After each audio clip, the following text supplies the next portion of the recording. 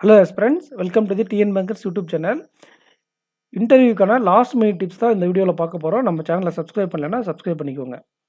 இன்டர்வியூவில் எந்த மாதிரிலாம் கொஷின்ஸ் கேட்பாங்க, நீங்கள் எப்படி ஆன்சர் பண்ணணும், அண்ட் மார்க் எப்படி உங்களுக்கு ஸ்பிட்டப் பண்ணுவாங்க அப்படிங்கிறதுக்கான வீடியோ தான் இது. ட்ரெஸ் சென்ஸை ஃபஸ்ட்டு நோட் பண்ணுவாங்க ஃப்ரெண்ட்ஸ். நம்ம ஒரு வீடியோ கொடுத்துருக்கோம், போய் பார்த்துக்கோங்க. பாடி லாங்குவேஜ் ப்ராப்பராக மெயின்டைன் பண்ணணும். பாடி லாங்குவேஜில் என்ன சார் மெயின்டைன் பண்ணணும்னா, கான்ஃபிடென்ட் லெவலையும் எனர்ஜி லெவலையும் எப்போயுமே ஹையராக வச்சுருக்கணும்.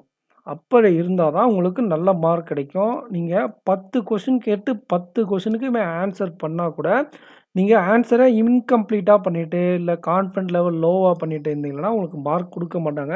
இதில் ஒரு 8 கொஷின்ஸ் 10க்கு நீங்கள் ஆன்சர் பண்ணியிருந்தால் கூட, கான்ஃபிடென்ட் ஹை லெவலில் இருக்கும்போது எனர்ஜெட்டிக்காக ஆன்சர் பண்ணிங்கன்னா உங்களுக்கு நல்ல மார்க் கிடைக்கும்.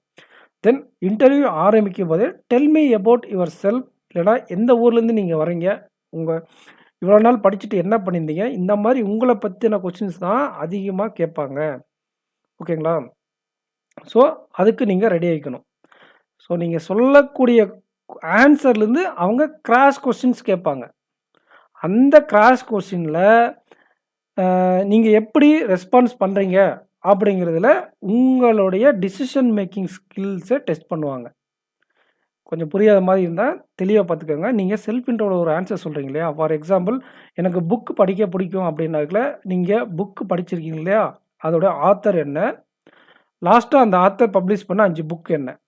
இதே உங்களுக்கு கிரிக்கெட் பிடிக்குமா, what is DLS method, what is gully point, இந்த மாதிரி அதை பற்றி யார் லாஸ்ட்டாக வேர்ல்டு கப் வின் பண்ணாங்க. நீங்கள் செல்ஃப் இன்ட்ரோவில் என்ன சொல்கிறீங்களோ அதுக்கான கிராஸ் கொஸ்டின்ஸ் நடக்கும். Then H R based questions.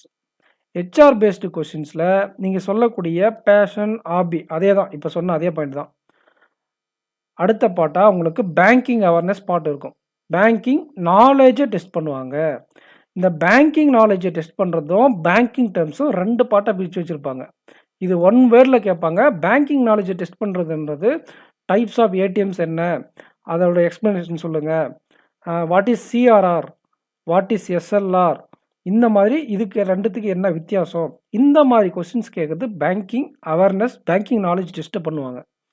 தென் அடுத்தது உங்களுடைய டிசிஷன் மேக்கிங் ஸ்கில்ஸை ஒரு சிச்சுவேஷன் கொடுத்து நீங்கள் அதை எப்படி ஹேண்டில் பண்ணுறீங்க. ஃபார் உதாரணத்துக்கு, உங்களோட ஏடிஎம் இல்லை உங்களுடைய கேஷ் அக்கௌண்ட்டில் நீங்கள் கேஷ் மெயின்டைன் பண்ணுவீங்க இல்லையா? உங்களோட கேஷ் இமிடியேட் ஷார்ட்டேஜ் ஆகிடுது உங்களோட பிரான்ச்சில் ஒரு 2லேருந்து 4 மணி இந்த டைமில்.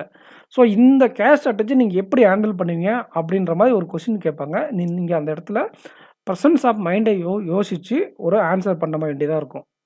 ஸோ உங்களுடைய டிசிஷன் மேக்கிங் ஸ்கில்ஸையும் ப்ரெசன்ஸ் ஆஃப் மைண்டையும் டெஸ்ட் பண்ணுவாங்க. தென் அடுத்த part banking terms, banking awareness, decision making skills, அப்புறம் banking terms.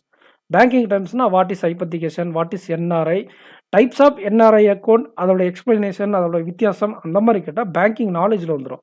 What is NRI, 183 நாளைக்கு மேலே வெளியூரில் ஒருத்தங்க தங்கிட்டு இருந்தால், வெளிநாட்டில் தங்கிட்டு இருந்தால் அவங்க என்ஆர்ஐன்னு அழைக்கப்படுவாங்க இல்லையா?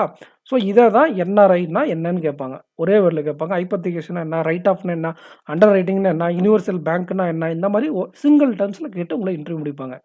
ஸோ எகைன்ஸ் ஒன்ஸ் ஃபாஸ்ட்டாக சொல்கிறேன், கேட்டுக்கோங்க. உங்களோட ட்ரெஸ்ஸை நோட் பண்ணுவாங்க. First self intro. செல்ஃப் இன்ட்ரோவில் நீங்கள் சொல்லக்கூடிய ஆன்சர் ஹெச்ஆர் கொஸ்டின்ஸ் கேட்பாங்க. தென் பேங்கிங் அவேர்னஸை டெஸ்ட் பண்ணுவாங்க. பேங்கிங் அவேர்னஸ் டெஸ்ட் பண்ண முடித்த உடனே உங்களோட decision making and presence of மைண்டை டெஸ்ட் பண்ணுறதுக்காக என்ன கேட்பாங்க, ஒரு சிச்சுவேஷன் பேஸ்டு கொஸ்டின் கேட்பாங்க.